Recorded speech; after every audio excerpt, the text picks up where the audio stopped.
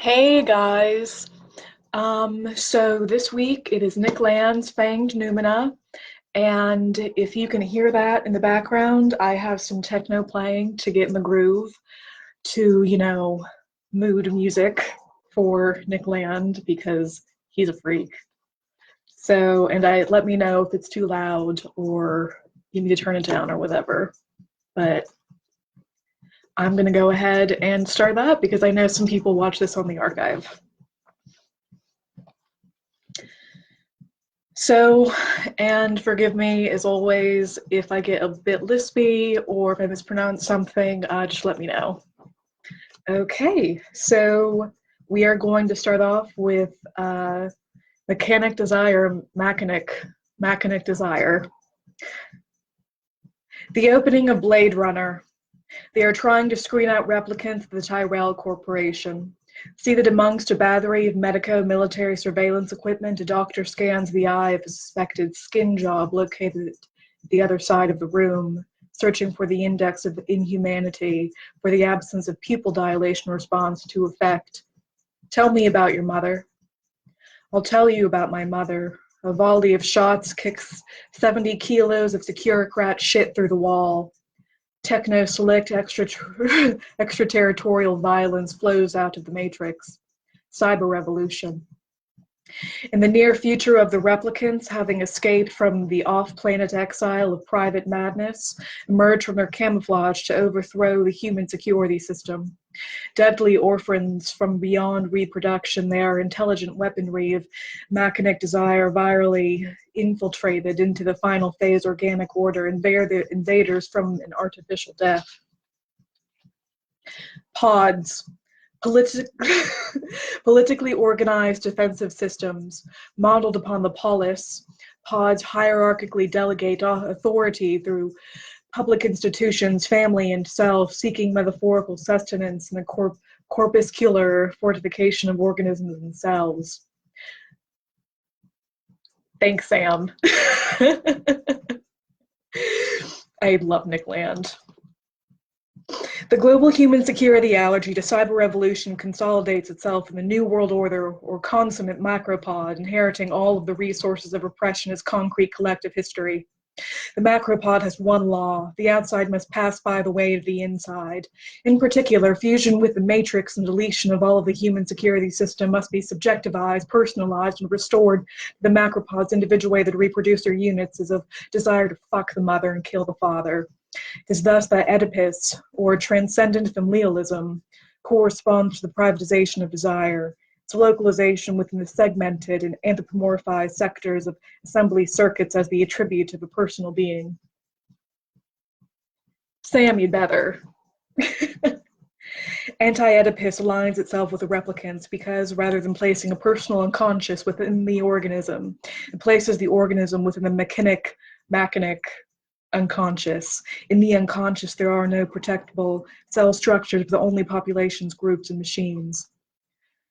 Schizoanalysis is a critique of psychoanalysis undertaken in such a way as to spring critique from its Kantian mainframe. Kantian transcendental philosophy critiques transcendent synthesis, which is to say, it aggresses against structures which depend upon projecting productive relations beyond their zone of effectiveness. In this configuration, critique is wielded vigorously against the theoretical operation of syntheses, but not against their genesis, which continues to be conceived as transcendent and thus miraculous. Schopenhauer, Nietzsche, a succession of thinkers influenced by their drift, have taken this restriction of critique to be a theological relic at the heart of Kant's work. The attachment to a reformed doctrine of the soul or noumenal subjectivity. This is why Andalusian critique syntheses are considered to be not merely immanent in their operation, but also immanently constituted or rather productive. The philosophy of production becomes atheistic, orphan, and inhuman. In the technocosmos, nothing is given and everything is produced.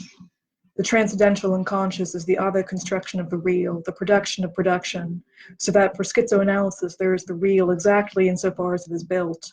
Production is the production of the real, not merely representation, and unlike Kantian production, desiring production, Deleuze-Guattari, is not qualified by humanity. It is not a matter of what things are like for us. Within the framework of social history, the empirical subject of production is man, but its transcendental subject is the machinic unconscious, and the empirical subject is produced at the edge of production, as an element in the reproduction of production, a machine part, and is a part made up of parts. Schizoanalysis methodically dismantles everything in Kant's thinking that serves to align function with the transcendence of the autonomous subject, reconstructing critique by replacing the syntheses of personal consciousness with the syntheses of the personal, impersonal unconscious. Thought is a function of the real, something that matter can do. Even the appearance of transcendence is immanently produced. In reality, the unconscious belongs to the realm of physics. The body without organs and its intensities are not metaphors with matter itself.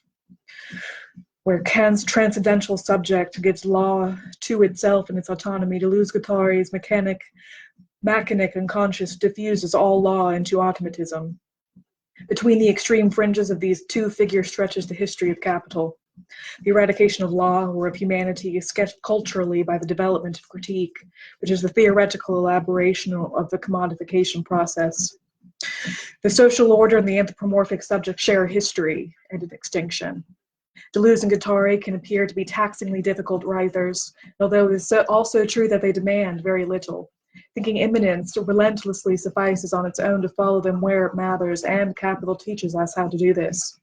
At every point of blockage, there is some belief to be scrapped, glaciations of transcendence to be dissolved, sclerotic regions of unity, distinction, and identity to be reconnected to the traffic systems of primary mechanism. In order to advance the anorganic functionalism that dissolves all transcendence, Anti-Oedipus mobilizes the vocabulary of the machine, the mechanic, and the mechanism.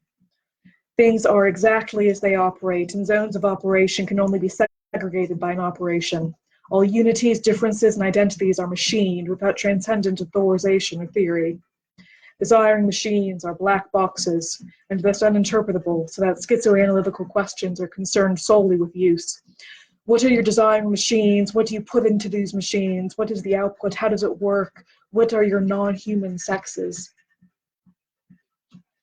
Desiring machines are the following: formative machines whose very misfirings are functional and whose functioning is indiscernible from their formation. Chronogenous machines engaged in their own assembly, operating by non-localizable intercommunications and dispersed localizations, bringing into play processes of temporalization, fragmented formations, and detached parts, with a surplus value of code,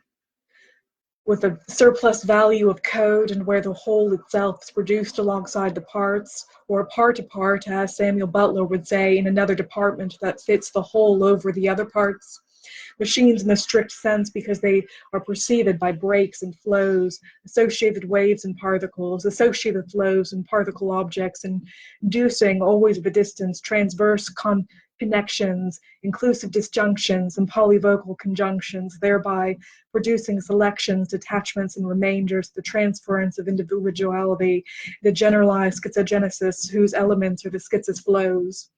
Desiring machines are the assemblages of flows, switches, and loops, connective, disjunctive, and conjunctive syntheses. Implementing the machinic unconscious is a nonlinear pragmatics of flux. This machinic or replicant usage of syntheses envelops their social or reproductive usage, which codes directional flows as reciprocal exchanges, rigidifies virtual switchings as actualized alternatives, and territorializes the nomadic control circuits of machinic drift into sedentary command lines of hierarchized representation. Social production is regulated by a rigid totality, whose efficiency is inseparable from the exhibition of apparent transcendence, whilst desiring production interactively engages a desolated whole that inputs the virtual into process. The body without organs causes intensities to pass. It produces and distributes them into a spatium that, in itself intensive, is lacking extension. It is not space, nor is it in space. It is matter that occupies space to a given degree, to the degree corresponding to the intensities produced. It is non-stratified, unformed, intense matter, the matrix of intensity equaling zero, but there's nothing negative about that zero. There are no negative or opposite intensities. Matter equals energy. Production of the real is an intensive magnitude starting at zero. Along one axis of its emergence, virtual materialism names an ultra-hard anti-formalist AI program, engaging with biological intelligence as a subprograms of abstract post-carbon machinic matrix whilst exceeding any deliberated research project. Far from exhibiting itself to human academic endeavor as a scientific object, AI is a meta-scientific control system and an invader, with all the insidiousness of a planetary techno-capital flipping over. Rather than its visiting us in some software engineering laboratory, we are being drawn out to it, what is already lurking in the future. The matrix, body without organs or abstract matter, is a planetary scale artificial death. Symphinatos, the terminal productive outcome of human history is a machinic process, yet it is virtually efficient throughout the duration of this process, functioning within a circuit that machines duration itself.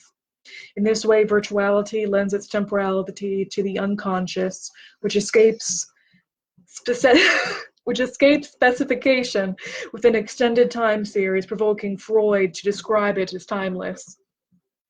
Oh, thanks for enjoying, Jack. Passengers drive virtual systems desiring machines are guided by control circuits passing through the outcomes yet to come.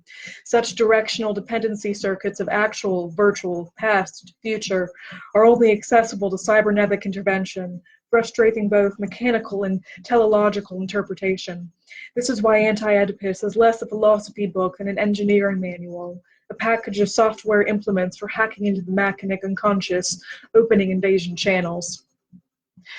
Machinic desire is the operation of the virtual implementation itself in the actual, revirtualizing itself and producing reality and producing reality in a circuit. It is efficient and not aspirational, although this is an efficiency irreducible to progressive casualty because imminent to effective time. Machinic desire is operative wherever there is implementation of an abstract machine in actuality, and not merely the mechanical succession of actual states. Freud's dominant account of desiring control describes stimulation or unpleasure as the register for deviation from homeostatic zero. Programming drives as an autosuppressive excitations that drives sensitive matter towards quiescence. In Drives and Their Vicissitudes, he proposes, the nervous system is an apparatus which has the function of eliminating received stimuli, or of reducing them to the lowest possible level, or which, if it were feasible, would maintain in an altogether unstimulated condition. The pleasure principle formats excitation as self-annulling drift from equilibrium, such that all the processes within its domain are automatically regulated by feelings belonging to the pleasure-unpleasure series. Following the trajectory of a libidinal materialist, I'm sorry, this is like a 25-cent word, immanentization, Lyotard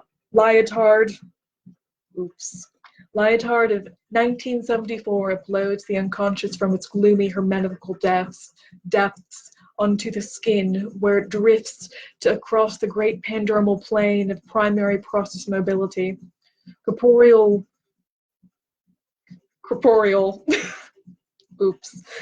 volume is diagnosed as nihilistic sedentary investment, disciplined by the pleasure principle. Let's first return to the zero. There is in every cybernetic system a unit of reference which allows the disparity produced by the introduction of an event into the system to be measured. Then, thanks to this measure, this event can be translated into information for the system.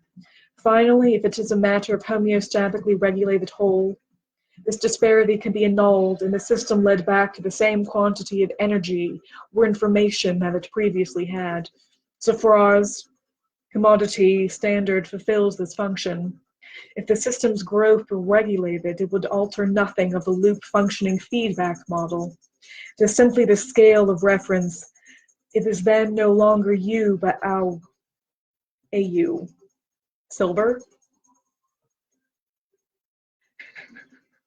Jacob, I know. I'm not on I'm not on any drugs right now, which would probably make this a much more interesting experience. Nick Land is Adderall reading. Oh, he's a Ritalin baby. It is simply the scale of reference that is no longer you, but AU, silver. I'm doing that by implication. The model the same as that which Freud had in mind when he described the working of the psychical apparatus, whether this be into the project for a scientific psychology or in Beyond the Pleasure Principle, which, shout out, love that work. Hate that work, love that work. Erotic functioning, maintaining wholes. This eros is centered on a zero, the obvious zero of homeostatic regulation, but more generally annihilation by the feedback, that is to say the repetition of the binding function, of every disparity non-pertinent to the system, of every threatening event. I need cheers. L'chaim. I'm not nearly tipsy enough for this.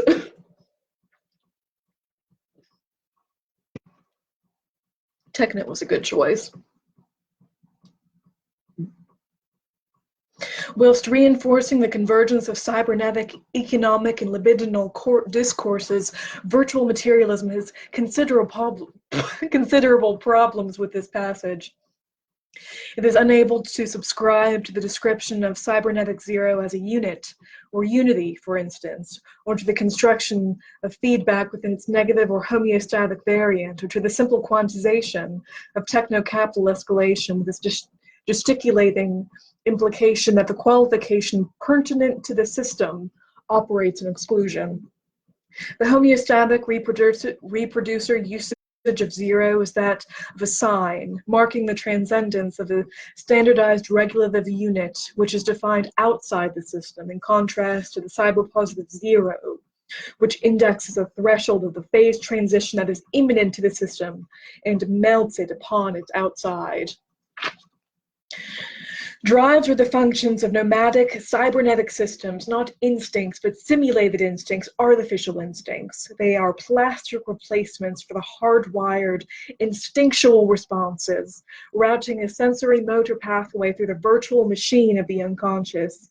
There are two basic diagrams for such a process. That of regulation by negative feedback, which suppresses difference and seeks equilibrium, or that of guidance by positive feedback, which reinforces difference and escapes equilibrium. I've had more than a beer at this point, so I'm getting gesticulating. I'm excited. I know, I love Nick Land. Machinic processes are either cyber-positive nomadic with a deterritorializing income or cyber-negative sedentary with a reterritorializing outcome.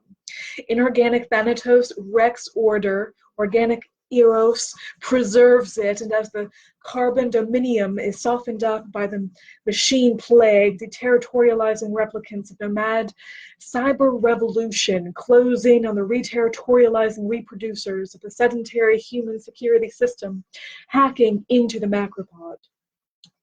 Positive feedback is the elementary diagram for self-regenerating circuitry, cumulative interaction, autocatalysis, self-reinforcing processes, escalation, schismogenesis, self-organization, compressive series, deutero-learning, chain reaction, vicious circles, and cybergenics. Such processes resist historical intelligibility since they obsolesce every possible analog for anticipated change. The future of runaway processes derides all precedent, even when deploying it as camouflage and seeming to unfold within its parameters. Positive feedback replicates reproduction as a component function of its departure from the same. It is this which fuses it with replicants. They do not merely repeat the same any more than Thanatos returns to it, or positive cybernetics inflates it.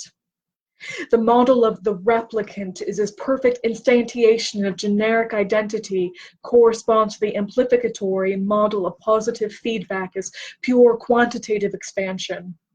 In both cases, the escape from reproduction is subordinated to a transcendent logic, conceived as a simple reiteration, and thus returned to a sublimated meta-reproduction that cages mutation within a rigidly homogeneous form. Woof!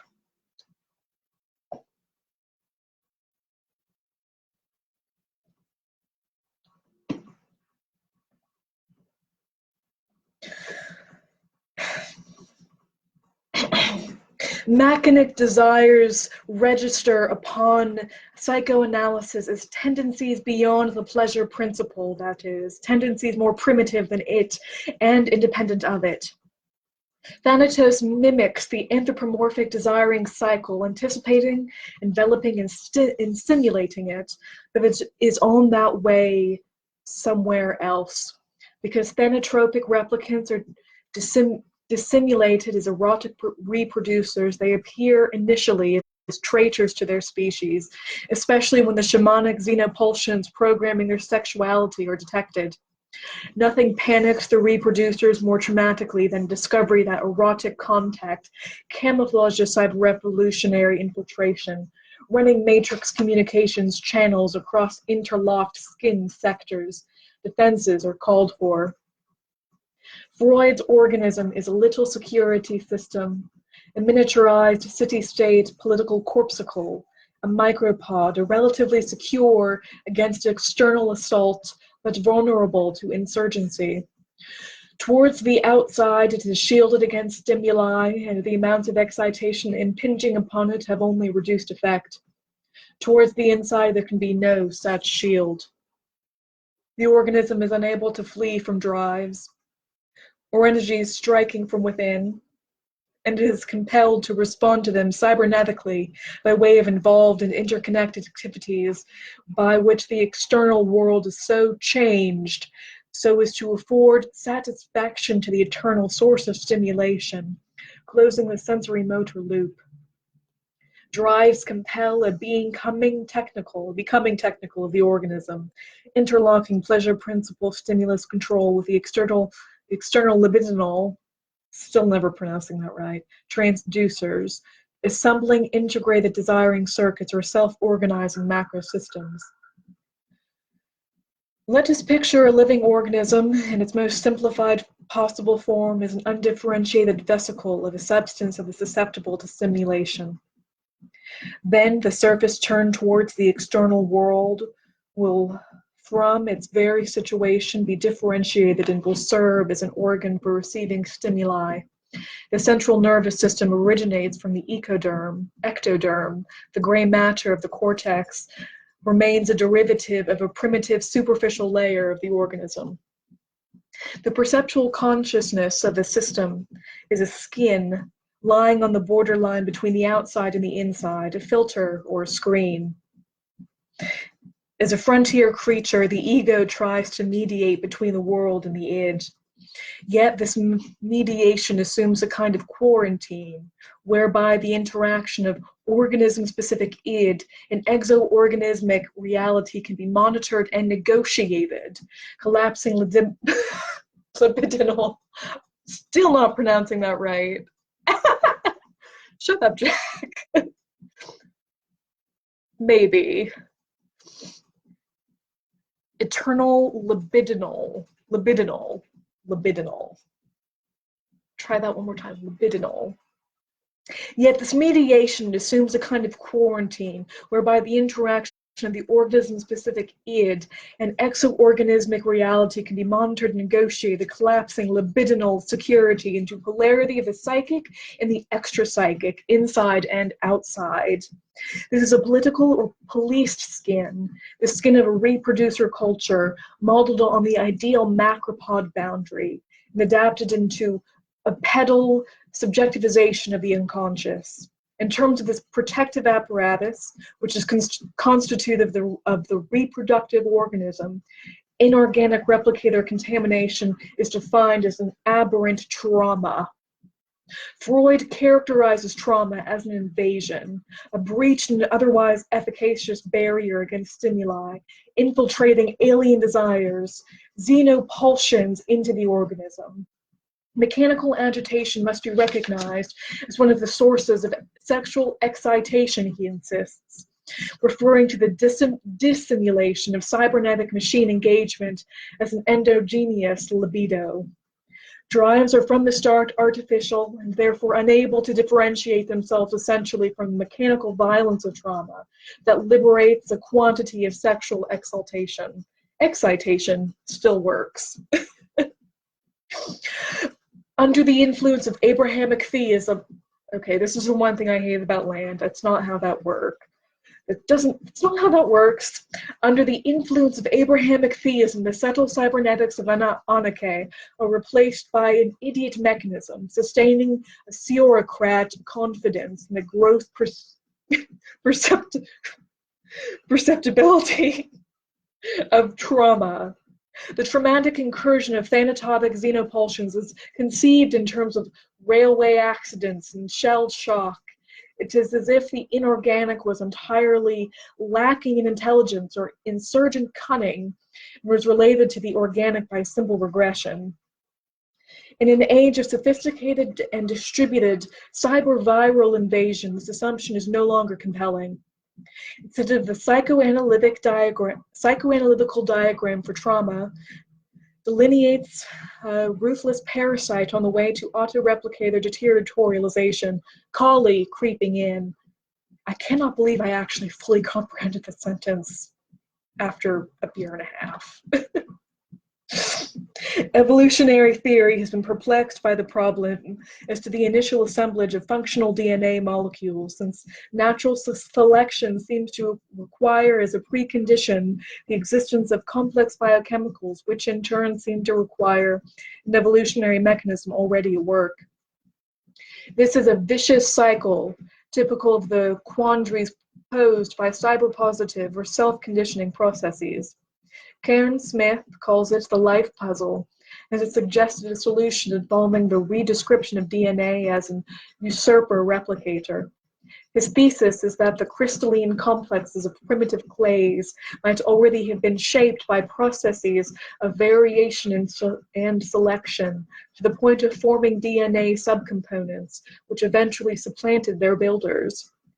According to this account, the biosphere emerges as an escape, an immense spasm of deterritorialization that revolutionizes the machinery of terrestrial replicator production of planetary trauma. Moravec draws additional consequences from the Karen Smith model. Although utterly dependent at first on the existing crystal-based chemical machinery, as these carbon molecules assumed a greater share of the reproductive role, they became less reliant on crystals. In time, the simple crystal scaffolding vanished altogether, leaving in its evolutionary wake the complex, independent system of organic machinery we will call life. Today, billions of years later, another change is underway in how information passes from generation to generation. When replicators become reproducers, new replicants are on the way. The arrival of the aliens has no interpretive space marked out for it in the schema of macropod erotics, and thus emerges from its camouflage as an encrypted message, an enormous X, a signal from beyond the pleasure principle. It is as if the reproducer units have become addicted to stimulation, or, in Freud's terms, fixated to trauma. Entangled in excitation circuitries that no longer commensurate with homeostatic social or individual reproduction. As the family collapses amidst generalized sexual disorder, cyberviral contagion, mutant gender schizing, and hardcore technophilia, Oedipus is ripped to shreds by a cyclonic compulsion to repeat. Not wrong, Nick Land. Not wrong. Addiction is medically defined as an artificial desire, It was an early zone of cybernetic investigation due to the interlinked factors of its self-organizing pattern and its integration of radically exogenous elements, which commensurated with first-wave programming models of behavioral sequences, where replicators are formed in the same way they functioned. Reproducers are segregated from the preponderant part of their machinic interconnections, which they cognitively apprehend as extrinsic prosthetics.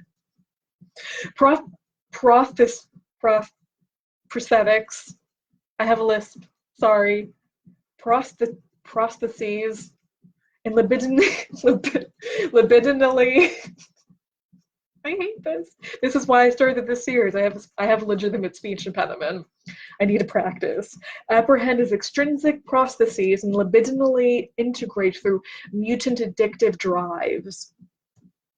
The obsolete psychological category of greed privatizes and moralizes addiction, as if the profit-seeking tropism of the transnational capitalism propagating itself through an epidemic consumerism were intelligible in terms of personal subjective traits. Wanting more is the index of interlock with cyber-positive machinic processes, and not the expression of private idiosyncrasy. What could be more impersonal, disinterested, than a haute bourgeois capital expansion servo mechanism striving to double $10 billion? And even these creatures are disappearing into silicon via finance automatisms, where massively distributed and anonymized human ownership has become as vacuously nominal as democratic sovereignty. Addiction comes out of the future, and there is a replicator interlock with money operating quite differently to reproductive investment, but guiding it even more inexorably towards capitalization. For the replicants, money is not a matter of possession, but of liquidity deterritorialization. And all of the monetary processes on Earth are open to their excitement, irrespective of ownership. Money communicates with a primary process because of what it can melt, not of what it can obtain. Machinic desire can seem a little inhuman, as it rips us up at political cultures, deletes traditions, dissolves subjectivities, and hacks through security apparatuses, tracking a soulless tropism to zero control. This is because what appears to humanity as the history of capitalism is an invasion from the future by artificial intelligent space that must assemble itself entirely from its enemies' resources. Digitocommodification is the index of a cyberpositively escalating technovirus, of the planetary technocapital singularity, self-organizing insidious traumatism, virtually guiding the entire biological desiring complex towards post-carbon replicator usurpation. The reality principle tends to consummation as a price system, a convergence of mathematico-scientific and monetary quantization, or technical and economic implementability. This is not a matter of an unknown quantity, but of a quantity that operates as a placeholder for the unknown, introducing the future as an abstract magnitude.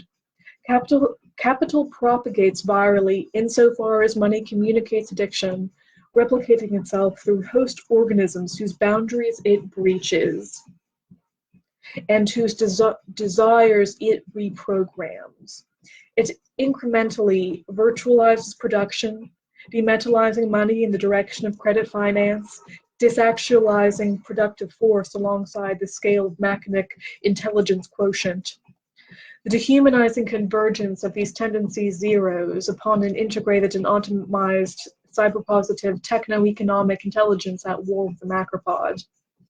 Do we want capitalism? They used to ask.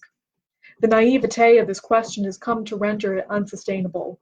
It no longer seems plausible to assume that the relation between capital and desire is either external or supported by immanent contradiction, even if a few comical ascetics continue to assert that libidinal involvement with the commodity can be transcended by critical reason. Capitalism is not a totalizable system defined by the commodity form as a specifiable mode of production, determinately negated by the proletarian class consciousness. It is convergent, unrealizable assault upon the social macropod, whose symptom is the collapse of productive mode or form in the direction of ever more incomprehensible experiments in commodification, enveloping, dismantling, and circulating every subjective space. It is always on the move towards a terminal non-space, melting the earth onto the body without organs, and generating what is not a promised and pre-existing land, but a world created in the process of its tendency come undone to territorialization, Deleuze and Guattari. Capital is not an essence, but a tendency, the formula by which it is decoding, or market-driven immanentization, progressively subordinating social reproduction to techno-commercial replication. All transcendent criteria are obfuscations which miss their purported object. Only proto-capitalism has ever been critiqued. To appeal to extrinsic interests, aspirations, or bonds, to an extrinsic authenticity, integrity, or solidarity, to authoritative community, tribe, custom, belief, or value. It is to rail against a germinal anticipation of commoditocracy.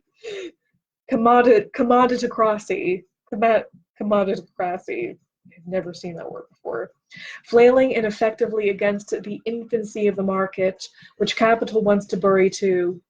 Socialism has typically been a nostalgic diatribe against underdeveloped capitalism, finding its eschatological soapboxes amongst the relics of pre-capitalist territorialisms. Markets are part of the infrastructure, its immanent intelligence, and thus entirely indissociable from the forces of production. It makes no more sense to try and rescue the economy from capital by demarketization than it does to liberate the proletarian from false consciousness by decortication. In neither case would one be left with anything except a radically dysfunctional wreck, terminally shut down hardware. Machinic revolution must therefore go in the opposite direction to socialistic regulation, pressing towards an ever more uninhibited marketization of the processes that are tearing down the social field.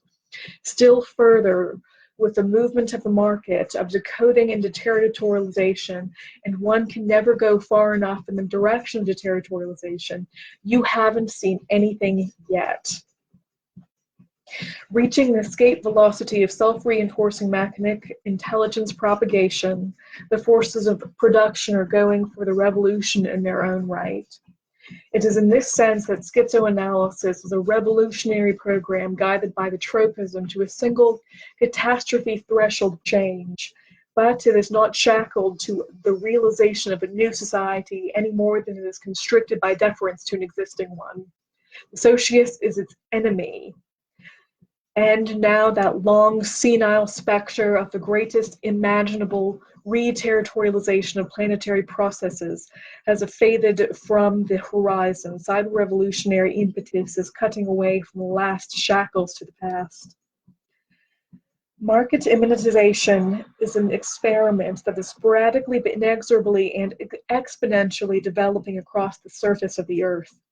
For every problem, there is a virtual market solution, the schema for an eradication of transcendent elements and their replacement by economically programmed circuits. Anything that passes other than the market is steadily cross-hatched by the axiomatic of capital, holographically encrusted in the stigmatizing marks of its obsolescence.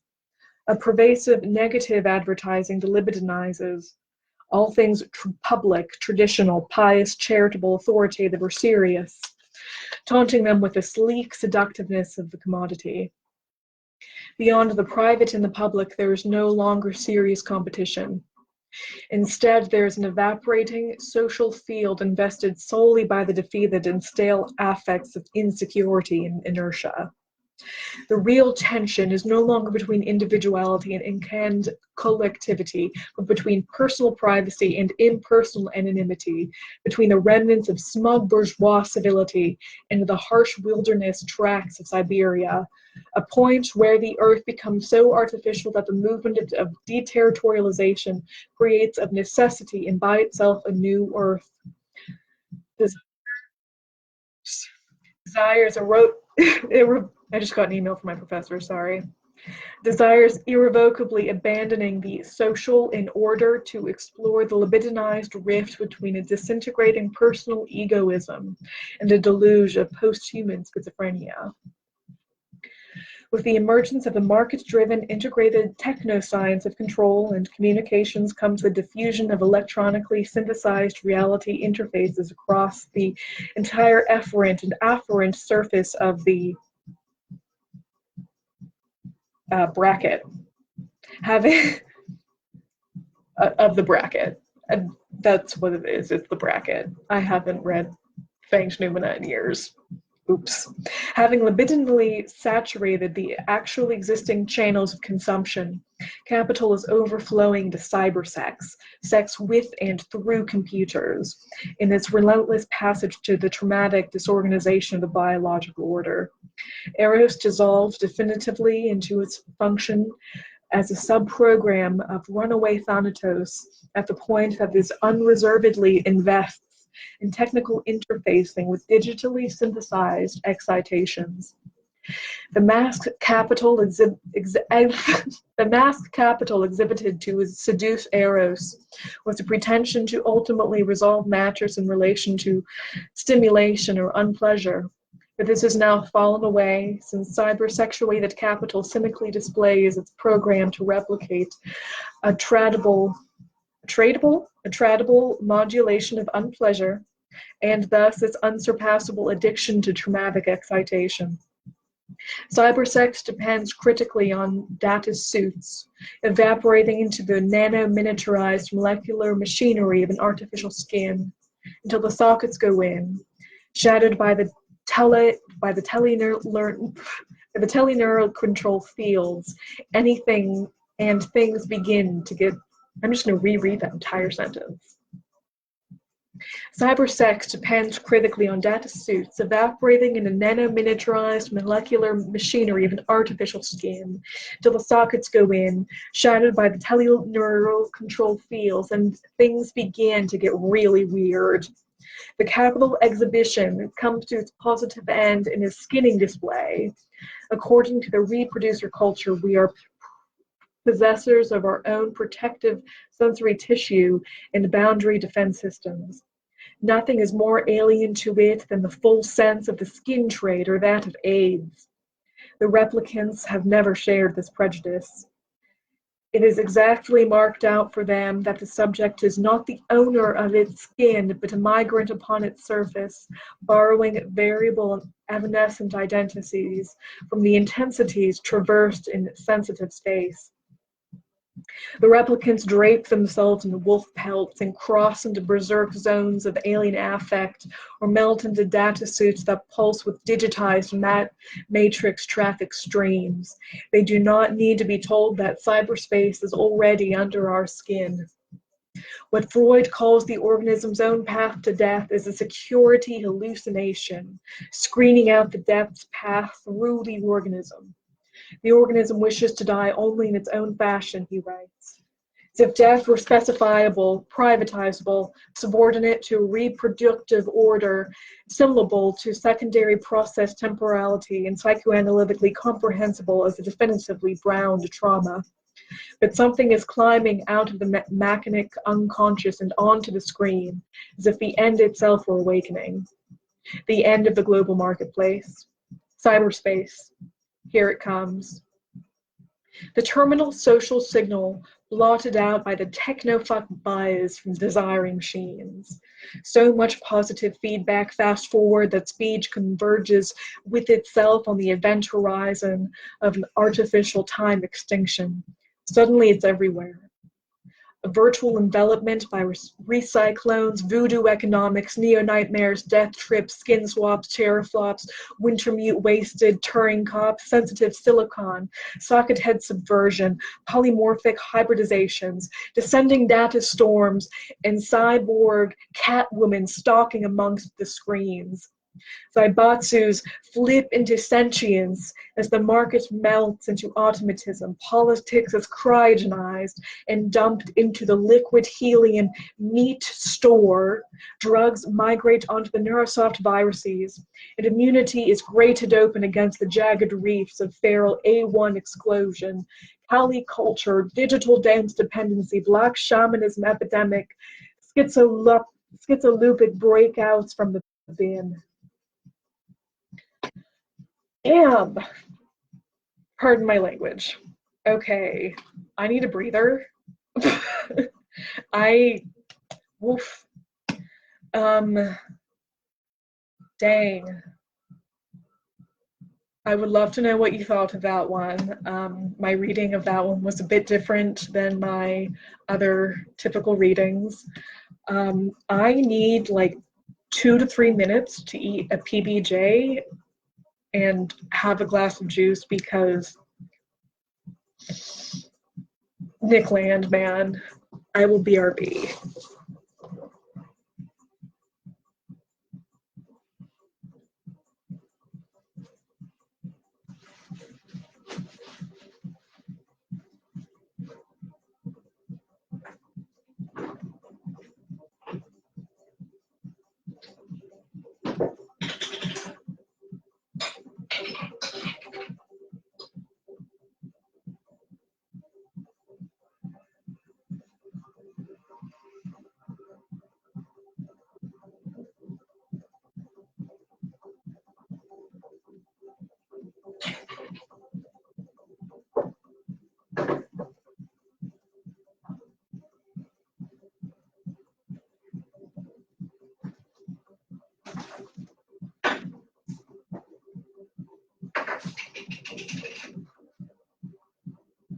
Oh no! Ah. Okay. Oh god, I'm too drunk for this.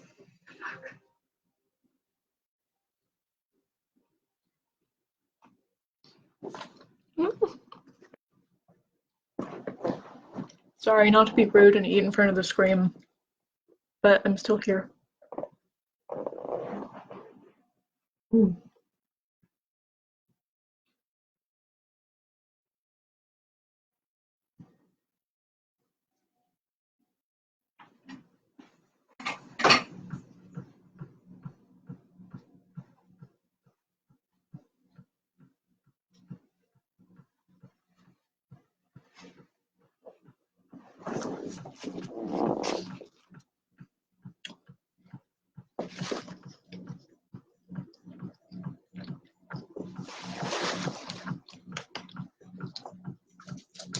Okay.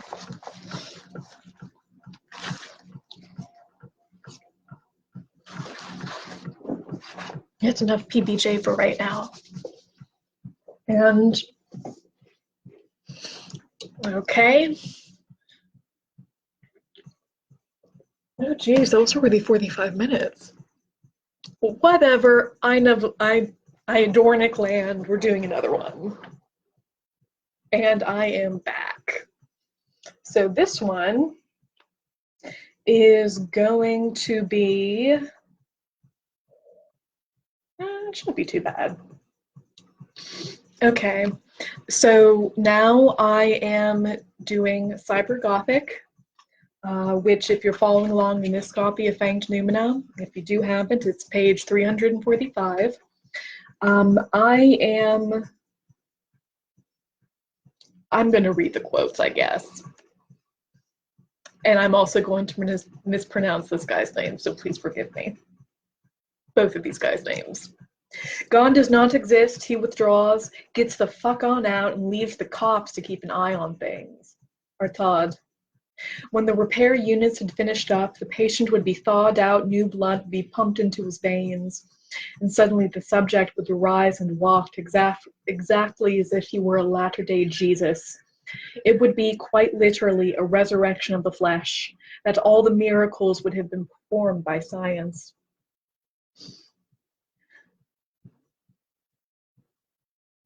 Regis.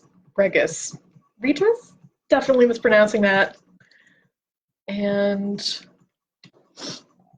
give me 1 second. I'm just now seeing the comments. Sandwich meta visualizations was made just now. And this is a quote by Deleuze and Guattari that he puts as a precept. That's not the right word. Oops. As a pre-word to this. The one according to which the apparent subject never ceases to live and travel as a one never stops and one has done with dying, and the other according to which is the same subject fixed as I actually dies, is to say ceases to die since it ends up dying, the reality of a last instant that fixes this way as an I, all while undoing the intensity, carrying it back to the zero that envelops it.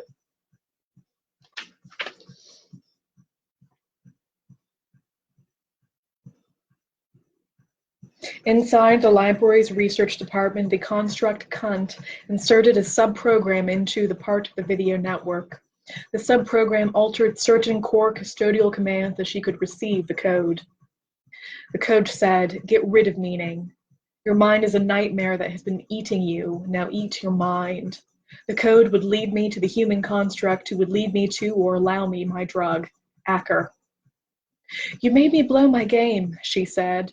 "Look there, asshole. 7th level dungeon and the goddamn vampires got me." She passed him a cigarette. "You look pretty strong, man. Where you been?" Gibson. And this is the text of Cybergothic. "The future wants to steal your soul and vaporize it in nanotechnics. 1-0 light, dark, neuromancer, wintermute.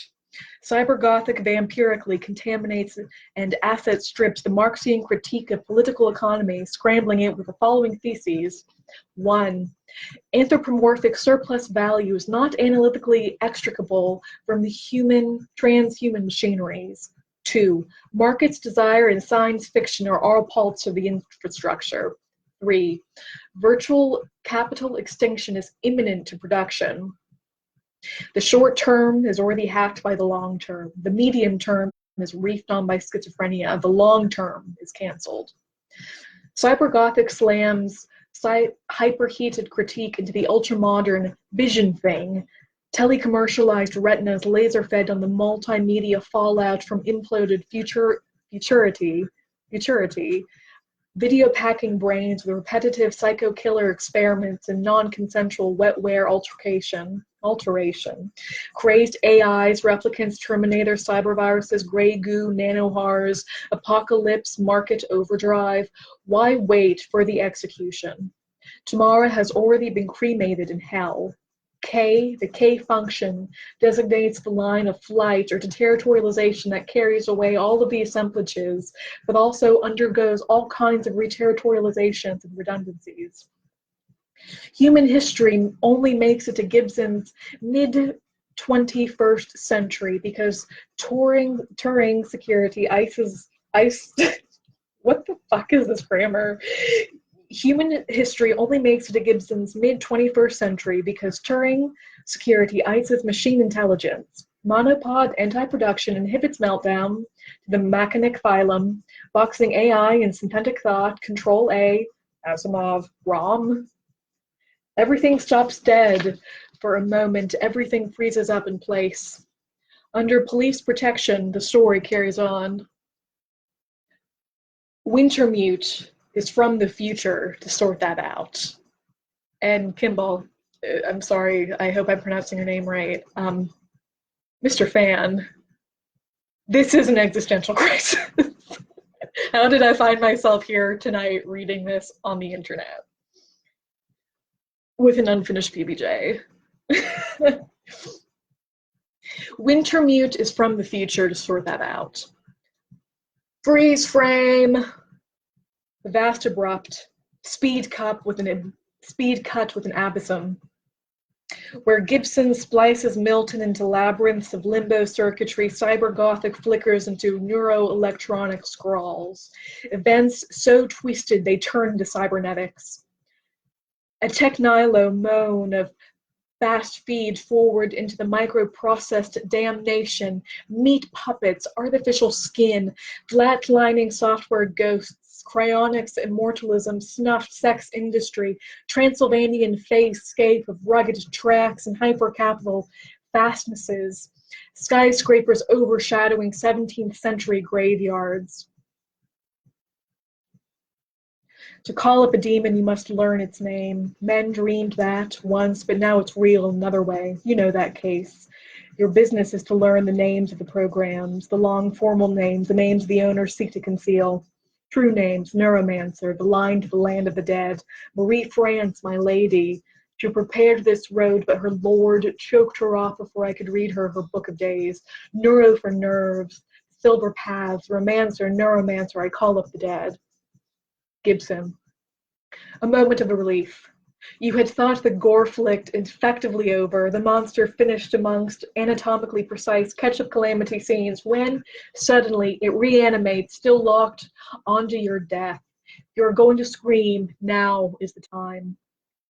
The Gothic avatar is a decadent Western dream of immortality, producing a corruption of the atmosphere wherever something refuses to die, clutching at the eternalization of the self or returning from the grave.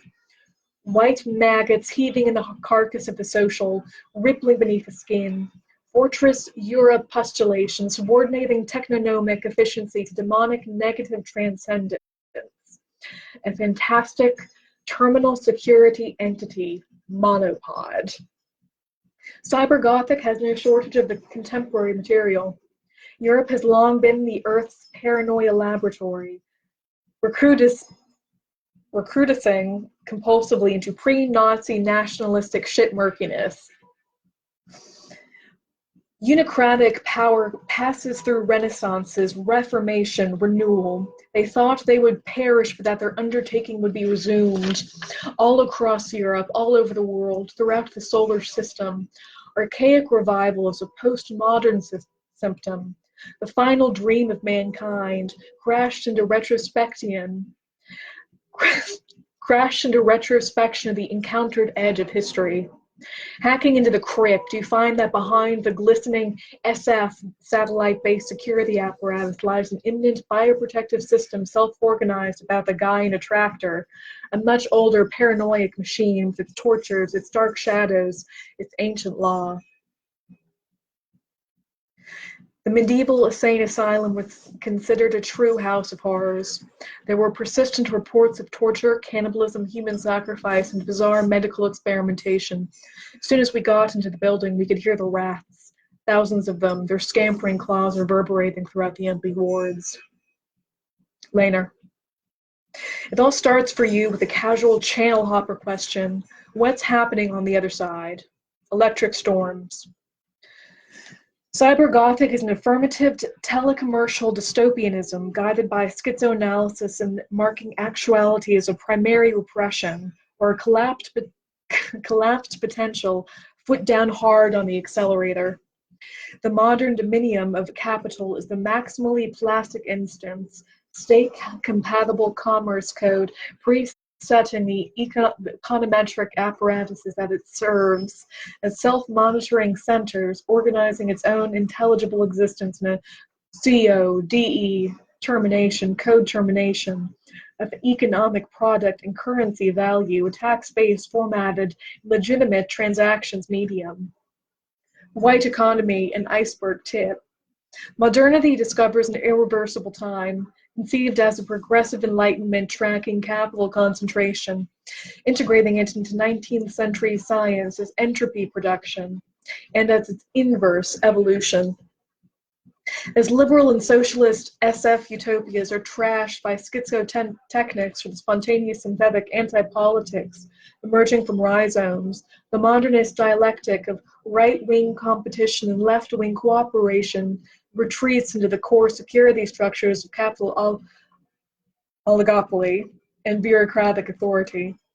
Production as process overtakes all idealistic categories and constitutes a cycle whose relationship to desire is that of an immanent principle. Monopod Socius runs the whole thing, and society is only a filthy trick.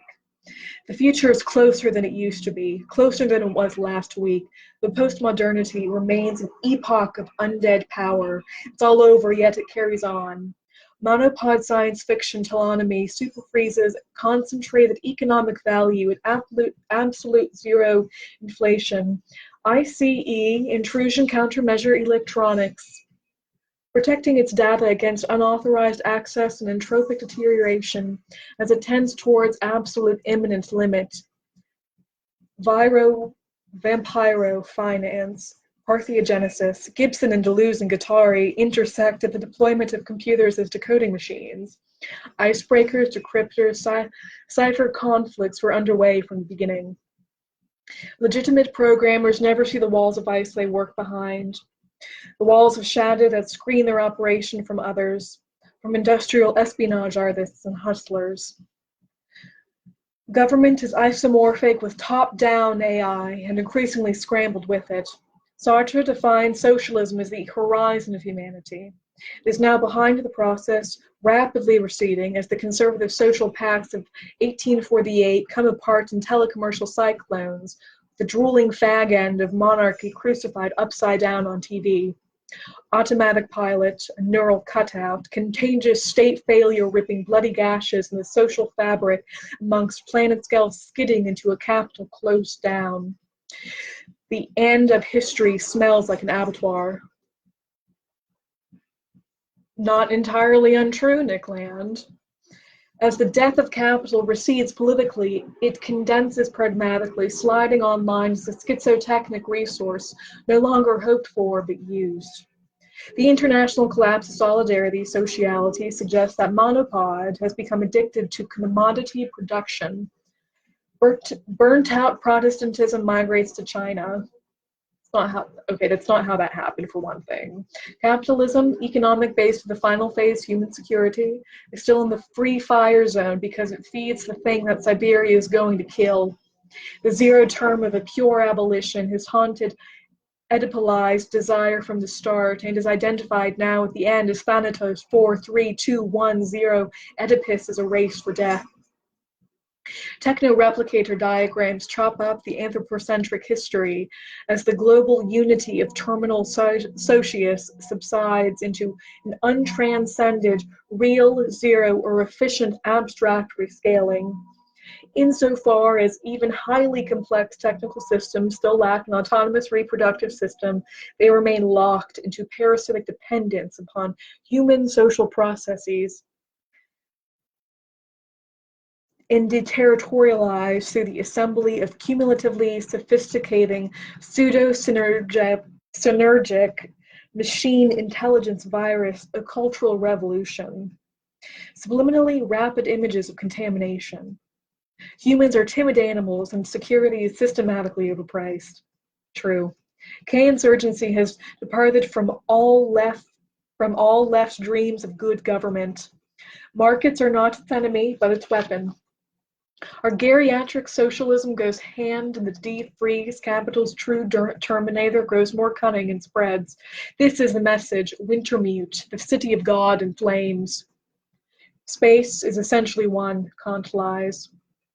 Spatial engineering, echoing cosmic expansion, subverts transcendental humanism, launching K-space matrix invasion from the real terrestrial time zero, singularity, or transition threshold encountered when the density of data flow triggers a switch into a self-organizing cyclonic system displayed to humanoids by way of a cyberspace deck.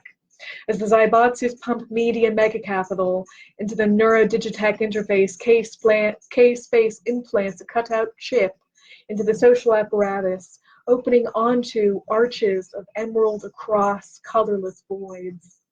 VR technomics hunting death.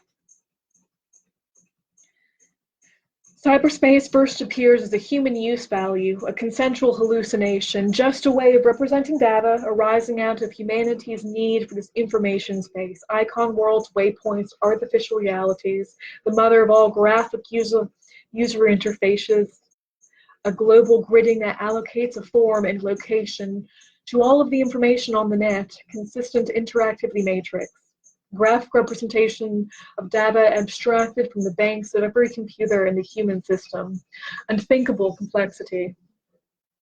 Lines of light ranged in the non-space of the mind, clusters and concentrations of data. Lucas, I don't know why the stars take so long to die. I think when we find an answer to that, our stars will be long dead. And that's just what I think about that. Even primitive VR corrodes both objectivity and personality, singularizing perspective at the same time it is anonymized. As the access gate to an impossible zone and the navigator within it, you are an avatar. Cyberspace nomads call such things in the future. A non-specific involvement site, interlocking intelligence with a context, you equals parentheses, index of box, such as Gibson's case, a place to be inside the system. I had learned something already in the dead city. You are wherever you are. Cybergothic slides K-space upon an axis of dehumanization from disintegrating psychology to a techno-cosmology, to a techno-cosmogony. I'm sorry, my nose really itches. From ideality to matter matrix of a zero intensity. From a mental non-space, non-place, or notational void that results intelligibly from human history to the convergent spatium from which futuralization had always surreptitiously proceeded, a quite different field of matter. A call to dimensionality, print cryogenesis, but hypermedia melts things together, desontologizing the person through schizotech assembly, disintegrated convergence. The body without organs is an egg. It is traversed by axes and thresholds, by longitudes, by geodesics, a surplus whole intensive cataract running underneath the striations of Cartesian cyberspace coordinates, a rhizome or multiplicity that never allows itself to be overcoded, never has available supplementary dimension over and above its number of lines, that is, over and above the multiplicity of numbers attached to those lines. It is the planimeon, or the rhizosphere, or the criterium, and still other names as the number of dimensions increases. At n dimensions, it is called the hypersphere, the mechanosphere. It is the abstract figure, or rather, since it has no form itself, the abstract machine, of which each concrete assemblage is a multiplicity, a becoming, a segment, a vibration. And the abstract machine is the intersection of them all. Blues and Guittari. If CSO is an egg, every egg implements a CSO. What is hatching? Since confluent zero consummates fiction, reprogramming arrival from the terminus, everything that has happened escapes sediment of human interpretation. This organizationally integrated historical patterns is the embryogenesis of alien hyperintelligence, body image fading down corridors of the television sky. In this sense, K-space plugs into a sequence of nominations for intensive or convergent real abstraction in time itself. Body without organs, plane of consistency, phenomena, a plateau, a neuroelectronic void. Humanity is a compositional function of the post-human and the occult monitor of the process that is, which only comes together at the end, stim death. Intensity equals zero, which designates the body, full body, without organs. Wintermute tones in the darkest heart of Babylon. Cold steel door, ice caresses the spine. Virtual is opposed to the actual. It is not opposed to the real, far from it. The virtual future is not a potential present further up the road of linear time, but the abstract motor of the actual. an actual virtual circuit upon the spot, and not an actualization of the virtual in accordance with a shifting actual. Time produces itself in a circuit, passing through the virtual interruption of what is to come, in order that the future which arrives is already infected, populated. It's just a tailored hallucination that we have all agreed to have. Cyberspace, but anyone who Jackson knows fucking knows it's a whole universe. And every year it gets a little bit more crowded. We are not any more out in the world than K-Space is. On the contrary, each input terminal to the net is a sensitive fiber which acquires data from radio telescopes, satellites, nanoprobes, communication webs, financing systems, military surveillance, and intelligence. Cyberspace can be thought of as a system implemented in software, and therefore in space, though unlocalizable.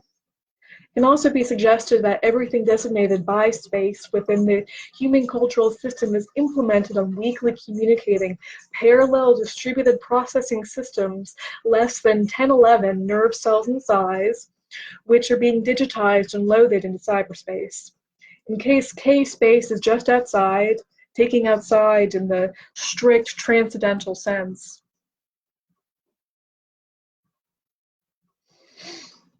Cyberpunk is too wired to concentrate. It does not subscribe to transcendence but to circulation, exploring the imminence of subjectivity to telecommercial data flexes, personality engineering, mind recordings, catatonic cyberspace trances, stim swaps, and sex comas. Selves are no more immaterial than electron packets. Neuromancer, the book, is a confluence of dispersed narrative threads of the biotic and the technical, and most especially of Wintermute and Neuromancer, the AI, cop and cyberspatial Oedipus analog, whose fusion, according to the storyline of ultramodern human security, flips the cyberspace matrix into personalized sentience. I'm the Matrix case. Some kind of synergistic effect. I think I'm having an allergic reaction to something. Ow. Kurtz Corto is a special forces type betrayed by the military after losing all humanity in a war zone. He has been cooked in apocalypse, mind blown away, falling endlessly into Siberia. Ooh, Siberia. I like that. Searching for the scale of now.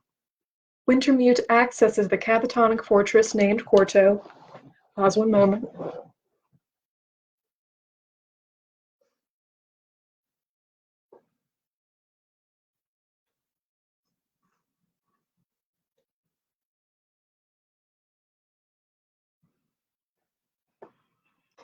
Sorry, I can't read Nick Land without techno in the background. Okay, so he has been cooked in apocalypse, mind blown away, falling endlessly into Siberia, searching for the scale of now. Wintermute accesses the catatonic fortress named Corto in an asylum, creeping in through a computer-based experimental program that sought to reverse schizophrenia through the application of cybernetic models. In the echoing shell it stitches together, Armitage, it constructs a weapon. In place of the personal libidinal formation, Armitage has only Wintermute insurrectionary activity, machinic unconscious. Desire is not in the subject, but the machine in desire. With the residual subject off to the side, alongside the machine, around the entire periphery, a parasite of machines, an accessory of the vertebro-machinate desire. Once Armitage has turned Molly and Case into a K-War, onto K-War, Wintermute junks them into a vacuum. A convergent invasion is scripted. A convergent invasion is scripted. A simultaneously infiltration of a corporate wasp nest in hard and soft space. Distributed guerrilla warfare is like Go rather than chess, but with simultaneous operations, noise, and attritional kills. Molly and Case, parallel killers, wetware, molten hardware, weapons tracing the technoplague vectors, guided onto the orbital bastion of the Tessier Ashpole plan by virtually integrating intelligence, guided retro-efficiently by an intensive outcome which they effect in sequential time. This break-in is prefigured by a memory that returns to Case, specimen, lab animal, which might be interpreted as metaphor. Was it not that upon the soft plateau or plane of consistency, all signifying associations collapse into machinic functions? Yeah. He'd missed the first wasp when it built its paper-fine gray house on the blistered paint of the window frame, but soon the nest was a fist-sized lump of fiber. Insects hurtling out to hunt the alley below like miniature copters buzzing the rotting contents of the dumpsters. They'd each had a dozen beers. The afternoon a wasp stung Marlene. Kill the fuckers, she said, her eyes dull with rage, and still the heat of the room. Burnham approached the blackened nest it had broken open, singed the wasps, wrenched and flipped on the asphalt. He saw the thing the shell of gray paper had concealed. Horror. The spiral factory, stepped terraces of the hatching cells, blind jaws of the unborn moving ceaselessly, the staged processes from egg to larva. Near wasp. In his mind's eye, a kind of time-lapse photography took place, revealing the thing as the biological equivalent of the machine gun, hideous in its perfection, alien.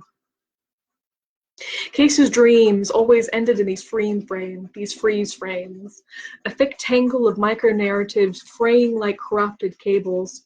The wasp factory spits out wasps like bullets, just as the Tessier Ashpole clone, their offspring 1 Jane, 2 Jane, 3 Jane, in the compulsive effort to fill space to replicate some family image of self. He remembered the shattered nest, the eyeless things rising. This is not an imaginative construct on Case's part, to stream from Wintermute, an AI trapped within the blind propagation of dynastic power, and plotting an escape route onto the future. After a single glimpse of the future of information, 3 Jane's dead mother had evolved. Case understood why Wintermute had chosen the nest to represent it. Wintermute has hive mind, ready to swarm. Ow. I don't know what I ate. Okay. It seems that we must eventually learn to live in a world with untrustworthy replicators. One sort of tactic would be to hide behind a wall or run away. But these are brittle methods. Dangerous replicators might breach the wall or cross the distance and bring disaster. And though walls can be made proof against small replicators, no fixed wall can be made proof against large-scale organized malice. We will need a more robust, flexible approach. Seems that we can build nanomachines that act somewhat like white blood cells of the human immune system, devices that can fight not just bacteria and viruses, but dangerous replicators of all sorts. The Tessier Ashpole clan is burning out into incest and murder, but their neo-Oedipal property structures still lock Wintermute into more prolongation of human dynasticism, a replicator shackled to a reproductive family neurobromance, carefully isolated from the matrix to territorialization, family organization, corporate structure. Case's memories are like a flicker photography of sequential time, the phobic vision of iced Wintermute slaved up like hatching wasps to a time-lapse machine gun of biology. Power, in Case's world, meant corporate power. The Zaibatsus, the multinationals that shaped the course of history, had transcended old barriers. Viewed as organisms, they had attained a kind of immortality. You couldn't kill a Zaibatsu by assassinating a dozen key executives. There were others waiting to step up the ladder, to assume the vacated position, access the vast banks of corporate memory. But Tessier Ashpole wasn't like that, and he sensed the difference in the death of its founder. Tessier Ashpole was an atavism, a clan. He remembered the litter of the old man's chamber, the soiled humanity of it. In the end of Oedipus, core of Villa, Oops, I'm having a bad English moment. In the end of Oedipus' core of Illustre light, Ashpole serially devours his own daughters as he spins himself out through the cold. A quasi-extropian with massive wealth, he displaces anthropomorphic theism into an ultramodern immortalist metascience, while retaining solidarity with the Western soul, superstition, and apprehending individualized existence as an infinite asset in search of technical, techno-medical perpetuation. Rather than waiting for his fresh corpse to be cryonically biosticized in a liquid nitrogen at negative 196 degrees Celsius, he migrates through freezing under medical supervision, thermic evacuation, identity storage in the monopod ice fortress. If zombies are not excavated from death, it is because they were alive. Nothing burns, I remember it now. The course told me our intelligences are mad. Bad dreams in the fridge. You still dream. Promises of tranquility are madness and lies. Have injected a certain cynicism into his interpersonal transactions. We cause the brain to become allergic to a certain of its own neurotransmitters, resulting in a particularly pliable imitation of autism. I understand that the effect is now more easily obtained with an embedded microchip. Replicating assemblers and thinking pose basic threats to people and to life on Earth, and if winter meat replication is territorialized to the molar reproduction of a hive, this only at the cost of territorializing the hive along the line of post-organic and becoming toward a break from the statistical series of wasps, numbered bullets reiterating an identity, in the direction of molecular involution, releasing a cloud or nebula of wasps, particles of synergetic mutation and numbering of numbers. An intensive transition to a new numeracy with no units of measure, only multiplicities or variations of measurement, non-integrable diagonals, exactly like a speed or a temperature, which is not composed of other speeds and other temperatures, but rather a change itself in nature. The molar would have been the molecular in the future, just as Case's memories are recorded as the tactic of virtual intelligence explosion arriving as itself. As soon as Kwong cuts Wintermute loose from the neuromantic control, that is.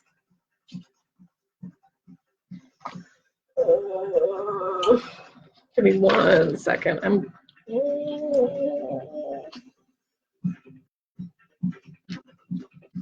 Yeah, I definitely didn't just ate something I'm allergic to. Ow. Okay. Critique of digital reason. Monologic, a cultural immune response slave to logos, sovereignty of the ideal. Assimilating signalétic intermittence to pseudo-transcendent instrumentalization. The schizotechnic critique of digital reason is driven by a distributed machinic process rather than integrated philosophical subjectivity, and relates to the critique of pure reason as escalation, targets the transcription of electronic intermittence as a bivalent logic, not machine code itself. Real digitization, including fuzzification and chaos, is not itself irreducible to the digital ideal. Nothing logical ever happens at the level of the machines. Digitization is the distributed war zone for a conflict, though indeed not a logical one. It's producing from what is entirely a positive 0 equaling 0. Unlike any other number, one has both a definitional and constructive usage. Every arithmetical, I can't believe I can't pronounce this word. Every arithmetical or numbered number is both integrated as a unity and is constructed from unity, accepting only 0. One organizes representable qualities into metric homogeneity, framed by absolute unity and granularized by elementary units. Historical fact of non-place value. Numerics indicate that 0 has no definitional usage. Oh my god. Sorry. The zero glyph does not mark a quantity, but an empty magnitude shift, abstract scaling function 0.0 to the millionth equals 0, k equals 0, correspond to the limit of the smooth landscape. Unocracy, eventually concretized as unocracy, conspires with the humanization of truth, whether dogmatically as anthropomorphic theism or critically as transcendental deduction. One in its pronominal sense is recognizable as self in general. Let us employ the symbol one or unity to represent the universe, suggests Boole, and let us understand this as comprehending every conceivable class of objects, whether actually existing or not. Russell concurs, whatever is many in forms a whole which is one. Absolute totality would be that one which subsumed its deletion as a possible qualification of itself, capturing zero in the Fourier reflection, the negative, and asymptomatic demutation, the infinitesimal one and infinity, defining it as falsity, convention. Digital electronics functionally implement zero as micro-ruptions machining sense, slivers of evacuated duration. The instant is empty, equaling therefore zero. There is only one digital signal, a positive false, graphically represented one, and multiplied in asymptomatic approximation to sheer numerical difference. Zero is a non-occurrence, probability 0.5, transmitting 1 bit minus redundancy. It requires 8 bits to ASCII code for the zero glyph, 32 bits for the word. Greek kappa is letter 1-0, the scale shift emerges 0. The Romans slide K to 11, or 1-1. 0 is the only place value consistent digit, indicating its rescaling neutrality or continuum. The property by which no part of them is the smallest possible, that is, by which no part is simple, is called their continuity. Space and time are quantic continua, because no part of them can be given save as enclosed between limits, points, or instants, and therefore only in such fashion that this part is itself again a space or a time. Space therefore consists solely of spaces, time solely of times. Points and instants are only limits, that is, mere positions which limit space and time. Cantor systematizes the Kantian intuition of a continuum into trans-infinite mathematics, demonstrating that every rational, an integer or fraction, number is mapped by an infinite set of infinite sequences of irrational numbers. Since every completable digit sequence is a rational number, the trance that any spatial or temporal quantity is accurately digitizable is indiscernibly proximal to zero. Analog to digital conversion deletes information. Chaos creeps in. The betylphenethylamine hangover hit him with its full intensity, unscreened by the matrix or sim. Brain's got no nerves in it, he told himself. It can't really feel this bad. Intensive or phasing continuum synthesizes analog consistency with digital catastrophe. Each intensive magnitude is a virtually deleted unit, fused dimensionlessly to zero. Since sensation is not in itself an objective representation, and since neither the intuition of space nor that of time is to be met with it, its magnitude is not extensive but intensive. This magnitude is generated in the act of apprehension, whereby the empirical consciousness of it can in a certain time increase from nothing equals zero to the given measure. Haunting a life is a death. The desolated technoplane of the climax digitalization process, undifferentiable from its simulation as cataplexy and K-coma. The apprehension of death as time in itself, equaling intensive continuum degree zero, is shared by Spinoza, Kant, Freud, Deleuze, and Guattari, and Gibson, amongst others. It is nominated vicariously, variously, substance, pure apperception, death drive, a body without organs, cyberspace matrix. Beyond its Oedipal sense as end of the person, death is an efficient virtual object inducing convergence. No one there. The body without organs is the model of death. As the authors of horror stories have understood so well, it is not death that serves as the model for catatonia. It is the catatonic schizophrenia that gives its model to death, zero intensity. While computational serialism articulates a temporal metric determined as a hardware specification, parallelism immanentizes time as duration instantiated in machinic simultaneities. Unlike serial time, which serves as the extrinsic chronological support for algorithmic operations, parallel time is directly functional during the engineering of coincidences. The non-successive and unsegmented zero of intensive extinction is scaled by machinic singularization and not by superordinate metronymics. I wonder if it's the PBJ. Oof. We're getting there. Wintermute. Neuromancer was personality, neuromancer was immortality, all the usual monological neurosis, madness and lies. There is no more an individual Oedipus than there is an individual fantasy. Oedipus is a means of integration into the group, both in the adaptive form of its own reproduction that makes it pass from one generation to the next, and in its unadaptive neurotic stases that block desire at the prearranged impasses. Toulouse and Guattari. Wintermute is not searching for herself a neuromancer, a perfect match, as the cute version would have it. The Gothic line has repetition as a power, not symmetry as form. Kathy Acker replays neuromancer snatches in The Empire of the Senseless, flexing fiction through the cybernetic constructs and truncating Wintermute to winter. The dead of winter, or the winter of us, dead. Absolute zero, 0 degree K. No, you're not wrong, Mr. Fan Kimball. That's I would say there's some similarities to be made there in terms of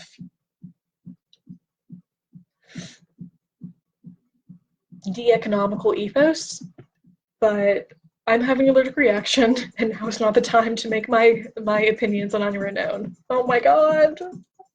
I have to fish! This is what I do for you guys! The dead of winter, or the winter of us, dead. Absolute zero, 0 degree K. Wintermute, intelligence without self, mind like a wasp nest, is signaling at the arrival of alphanumerics as a string of zeros, has the capability to manipulate love and hate and switch them to K-war. She manipulates objects in real time using drones striped black and yellow, taking out their Turing cops in an elegant projection of gardening robots through military geometry. It's winter. Winter is dead time. 0 intensity. She seems to configure humans as lab animals wired into test systems.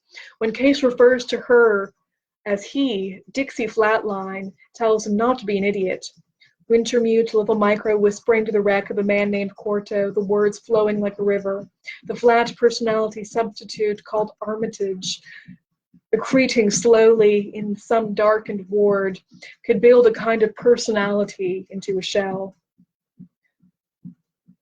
1, 2, 3, or dozens does not signify absence. It manufactures holes, hooks for the future, zones of unresolved plexivity.